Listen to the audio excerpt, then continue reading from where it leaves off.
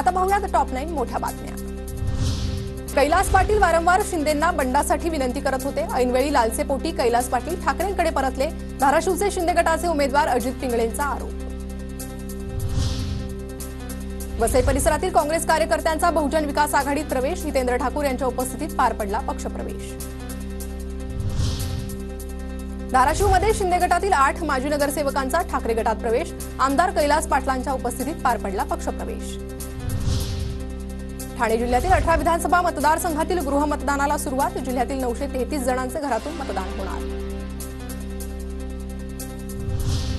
विधानसभा निवडणुकीमुळे ऊस गाळप हंगाम 25 नोव्हेंबरपर्यंत पुढे ढकलण्याबाबत हालचाली। याबाबतचा प्रस्ताव मुख्यमंत्र्यांकडे पाठवण्यात आल्याची सूत्रांची माहिती। 15 नोव्हेंबरपासून सुरू होणार ऊस गाळप हंगाम।